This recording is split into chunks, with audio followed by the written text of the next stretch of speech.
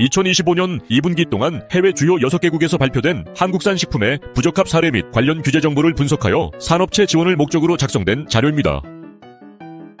2025년 2분기 해외 주요국에서 부적합 조치된 한국산 식품은 총 40건으로 집계되었습니다. 이는 전분기 대비 28.6% 감소, 전년 동기 대비 39.4% 감소한 수치입니다. 미국이 22건으로 가장 많은 부적합 사례를 기록했습니다. 중국 11건, 일본 4건, 대만 2건, EU 1건 순이었으며 호주는 부적합 사례가 없었습니다. 가공식품이 30건으로 가장 많았고 농산물과 수산물은 각각 5건을 기록했습니다. 가공식품은 미국에서 16건의 부적합이 발생했습니다. 부적합 원인으로는 표시기준 위반 27건이 가장 많았습니다. 미생물 10건, 식품 첨가물 5건, 잔류농약 1건, 중금속 1건, 비위생적 처리 1건 순이었습니다. 기타 원인으로는 제조공정 미제출, 저산성 식품 제조업체 미등록, 제품 수입허가, 미취득 등이 포함되었습니다. 국가별 원인 요소 기준 부적합에서 미국은 표시기준 위반 25건 가장 많았으며 제조공정 미제출 11건, 저산성 식품 제조업체 미등록 2건이었습니다. 중국은 서류 부적합 3건, 기업 등록 및 제품 수입허가 미취득 3건,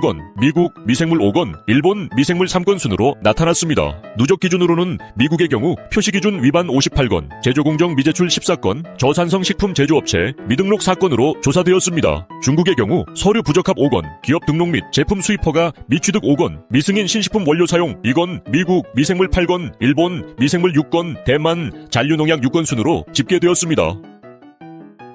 사례 1. 일본 신선들깨의 잔류농약 기준 부적합 총 1건 2025년 6월 한국산 신선들깨에서 농약 파클로부트라졸이 일본 기준을 초과한 0.0이 ppm 검출되어 반송폐기 조치되었습니다. 일본 후생노동성은 이에 따라 한국산 들깨에 대한 모니터링 검사 강화 조치를 발표했으며 향후 부적합 사례 증가 우려가 있습니다.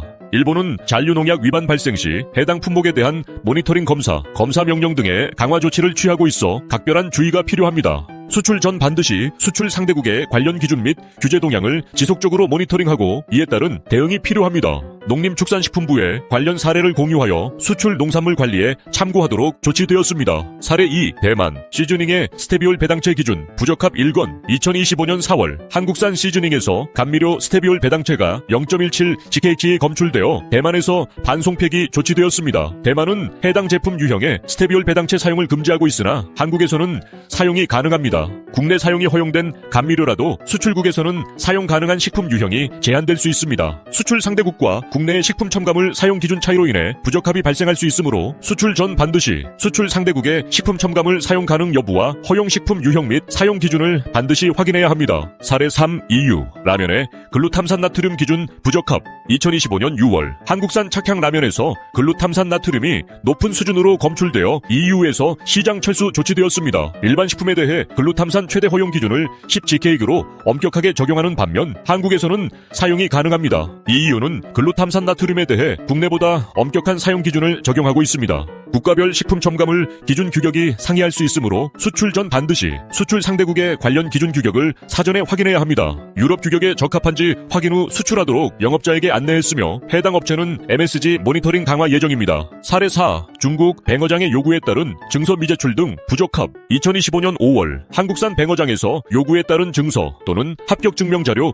미제출 등의 사유로 중국에서 통관 거부 조치되었습니다. 해당 제품은 라벨 부적합도 동반했습니다. 중국에서 요구하는 필수 서류 누락으로 인한 통관 거부 사례가 지속적으로 발생하고 있습니다. 국가 및 식품 유형에 따라 통관 시 요구하는 서류 요건이 상이하므로 수출 전 해당 국가의 요구 서류를 정확히 파악하고 품목별 필수 서류를 누락 없이 사전에 준비해야 합니다. 중국 정부가 요구하는 증서 또는 합격 증명 자료를 준비 후 수출하도록 영업자에게 안내했습니다. 사례 5. 미국 영유아식품의 저산성 식품 제조업체 미등록 등 부적합 총 2건 2025년 4월 한국산 유아용 이유식에서 저산성 식품 제조업체 미등록 등의 사유로 미국에서 통관 거부 조치되었습니다. 이와 함께 제조공정 미제출, 영양정보 미표시 등 표시기준 위반도 있었습니다. 미국 FDA는 저산성 및 산성화 식품에 대해 제조업체 등록 및 식품 제조 공정신고를 의무화하고 있습니다. 수출 제품이 저산성 식품 또는 산성화 식품에 해당하는지 여부를 판단한 후 해당하는 경우 반드시 미국 FDA에 제조업체 및 식품 제조 공정을 등록해야 함. 국내 제조 기준에는 적합하나 수출국 제조 기준에 맞지 않아 발생한 부적합으로 국내 별도 조치는 없었습니다.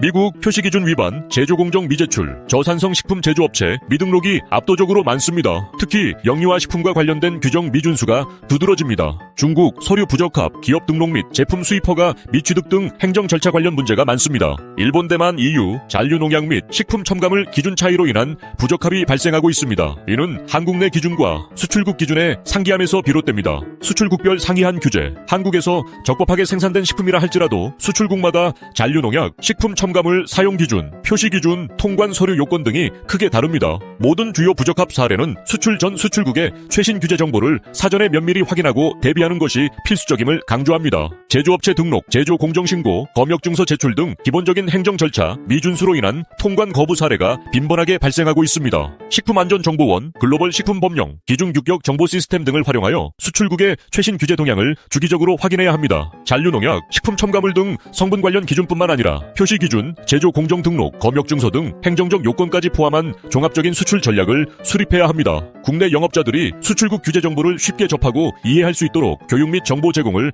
더욱 강화해야 합니다. 미국으로 저산성 또는 산성화 식품을 수출하는 기업은 FDA 제조업체 등록 및 제조 공정 신고 의무를 반드시 이행해야 합니다. 중국으로 수산물 제품 수출 시 수출국 정보 발급, 검역증서 제출 등 중국 해관총소의 요구사항을 철저히 준수해야 합니다. 국내 기준에 적합하더라도 해외 기준과 상이하여 발생하는 부적합 사례가 있으므로 이 차이를 명확히 인지하고 수출 제품에 대한 자체적인 모니터링 및 관리를 강화해야 합니다. 구독과 좋아요 잊지 마세요. 감사합니다.